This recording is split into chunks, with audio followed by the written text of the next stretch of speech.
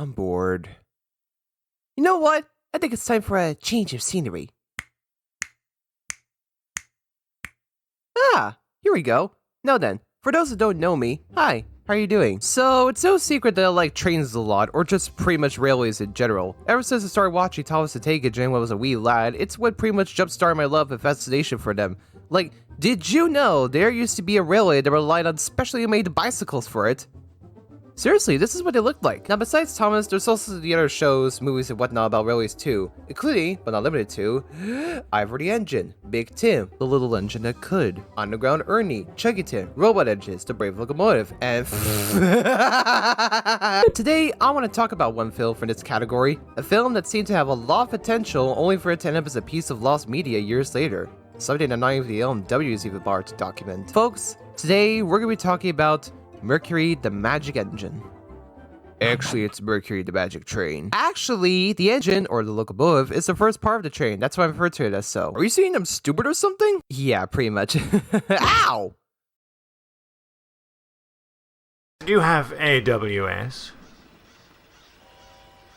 What? Mercury was created by Miss Ashton Lawrence. It first started out as a book, but then she wanted to adapt it to a film. So she got herself a team, made the brand name Trains for Kids, and yes, this is how it's spelled because it was cool at the time. Hi, Andy Caleb here. So I made a mistake. So the Trains and Kids and Trains for Kids are both spelled with an S and not with a Z. I don't know how my brain interpreted that, but oh well. Let's move on. And everyone got to work on it. Alright, so now with the background information covered, what's the story about? Well, three kids, Ginger, Stretch, and Alonso, are playing a game of baseball when a ball bearing shot into an apartment window of an old man named Grandpa Joe. This leads the kids to discovering the fabled magic engine Mercury themselves, who can fly above the clouds, into space, and even through time itself. Two scrapyard owners, Scorch and Scannell, want to get Mercury to cut them up for scrap. I want that train!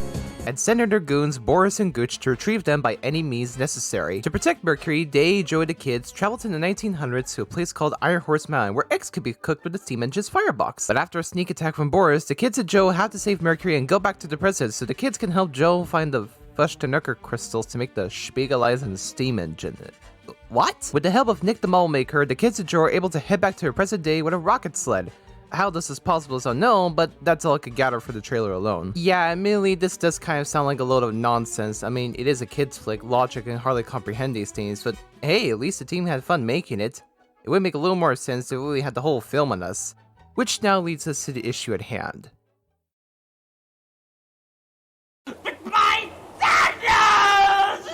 So, what happened to Mercury? How did the film become lost media in the first place? Well, it's unknown what exactly happened to it. There's not even any evidence behind its disappearance anywhere. Best case scenario, the film was probably stored somewhere safe, like a USB drive for example. Worst case scenario, the film was somehow deleted from the computer was made on it some way. Whether it's done deliberately or accidentally, it will never be seen from time again. Personally, I hope it's the best case scenario because despite the low effort and how cheap looking it is, again, the team possibly had fun making this thing. Hell, I wanted to see this film when I was young. Then again, I didn't really know how to watch it at the time, even when it did come out, so yeah. Like the case for the Magic Dreams website for my review of Kyoto Supertruck, I was able to access the official website for the film through the Wayback Machine since that's also been down for who knows how long. In fact, on the website, the film was available to order online for both DVD and VHS. Now when all this brought up, you may say something like, well, it's been sold as home media, why are you saying it's lost in the first place?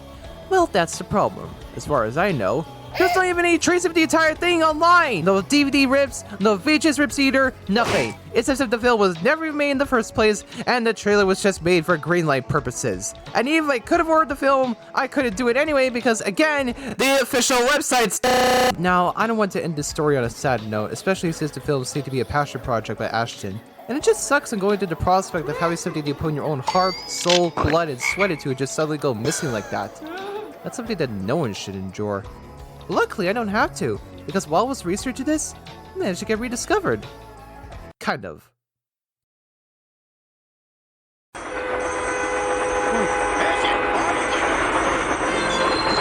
A user by the name of Steam's King Productions managed to get a hold of Ashton, and she managed to lay out some more of the plot, but the video that featured the interview only had her describe some of the first act, so here's what she laid down. So while the kids were playing baseball, some random kid came and slingshotted the ball bearing to Joe's apartment. The kids ran in to tell him that it wasn't their doing, but Joe said it's fine and saw the other kid booking for it. They then saw Mercury, who's the size of a simple mall engine. Joe says the Mercury is magical, so he says some magic words and Mercury grows into almost the size of the room, and they, Joe and the kids, fly off into the past, arriving at Iron Horse Mountain in 1947. They then meet two engine drivers who Joe knew when he was younger, and besides the introduction of the main villains, that's just about it. At least for now, anyway. Remember earlier when I mentioned that it first started off as a book?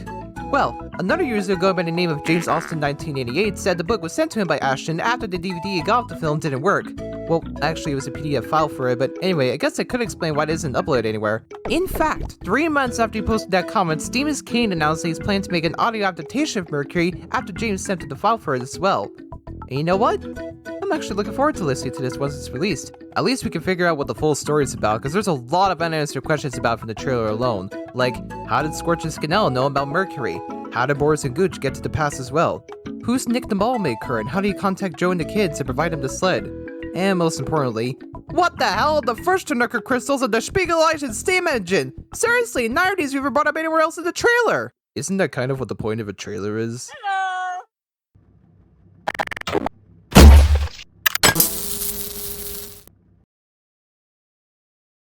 So while it is still Lost Media, I'm still gonna give up my final thoughts on it anyway. Animation and editing. I'm putting these two together since they're kind of one and the same in this case, but anyhow. The animation was done by Roman Romanoff, and I got to say, he did a good job on it. Even the pace of it switched from being either choppy to smooth, I still think it was a good effort.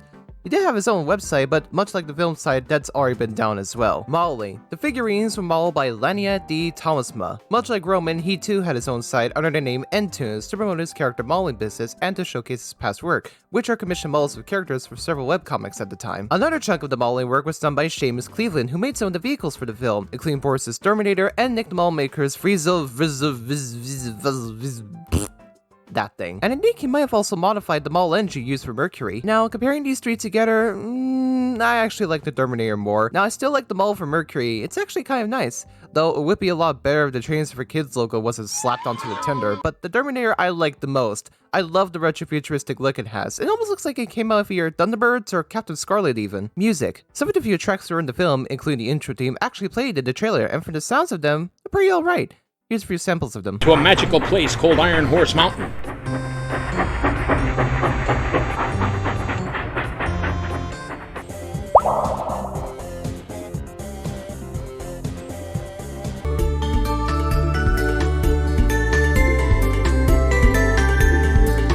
Oh yeah, and there's also the ending theme as well, which was also filmed by Steven Kane, so that's cool. But yeah, again, the soundtrack's alright, it's as simple as it could be, and that's okay. Now to my overall thoughts. Yeah, this may just be another run-of-the-mill direct-to-home video kids flick, but if you look at the footage we have it from a visual aspect and taking over the production team, you could tell that there was a lot of love put into this thing. While there's yet to be anything known about the full film itself considering its current fate, personally, and once again, I believe that it's stored somewhere safe, and who knows, maybe whoever has it might upload it online one day. It could be on YouTube, it could be on Dailymotion, it could be on Vimeo, it could even be on the Internet Archive. At least that'll be some way to preserve it.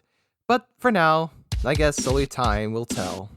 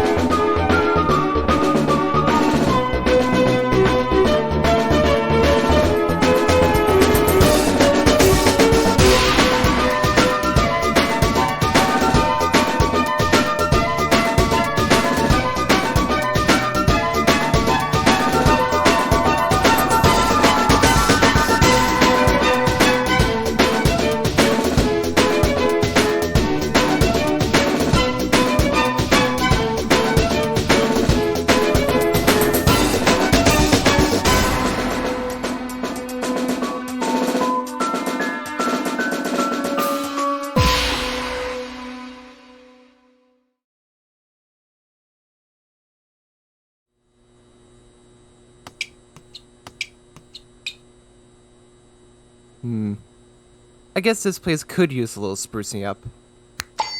Ah, much better. Alright, let's look for anything good on this thing.